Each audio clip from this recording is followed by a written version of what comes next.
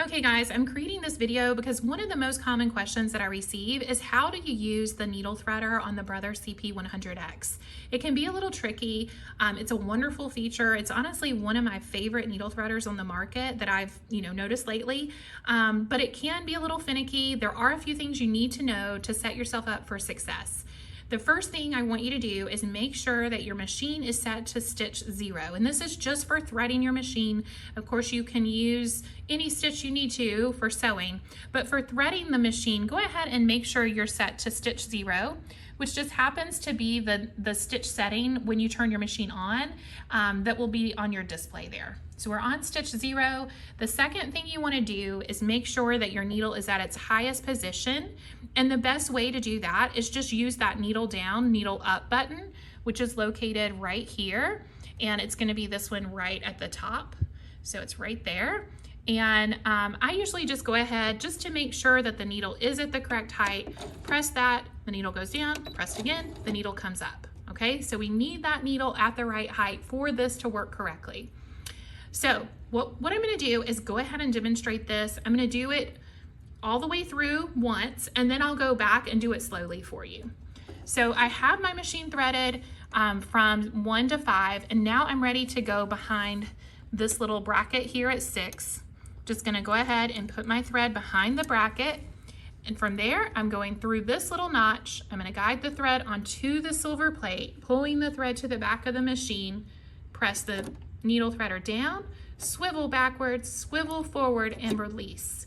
When I release, there's a little loop that's formed, and from there we're just going to pull that thread through the needle just like that. So to slow that down just a little bit, let's go ahead and go back, and I'm going to slow down. I'm going to even show you how to do step 6, okay? So step 6 is going to be this bracket right here. You'll see the printed number 6, and what we're trying to do is go behind this bracket.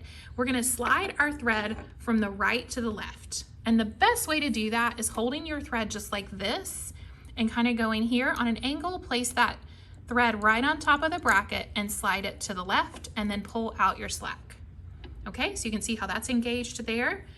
And then we're going to go up to piece 7. So this is area 7 or step 7. Our first stop is going to be this little notch right here. I'll hold up this paper behind it just so you can really see what that looks like, give you a little contrast there. But what we want to do is pass our thread through that little notch, and then we're going up here to the silver or metal plate, and we're going to take our thread right on top of it. So we're gonna go right there and pull your thread to the back and just let it hang out back there.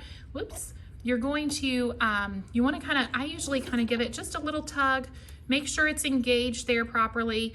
It should pull freely through that area, but you just wanna let the thread tail hang out towards the back of the machine. There shouldn't be a lot of slack through this area. If it's loose through here, then it's not going to work, and you would want to re-thread up to this point.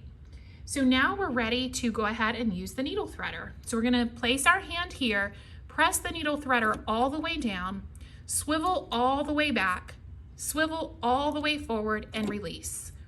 And you can see that it formed a little loop. Reach in, grab the loop, and then just start to pull that loop through, just like this.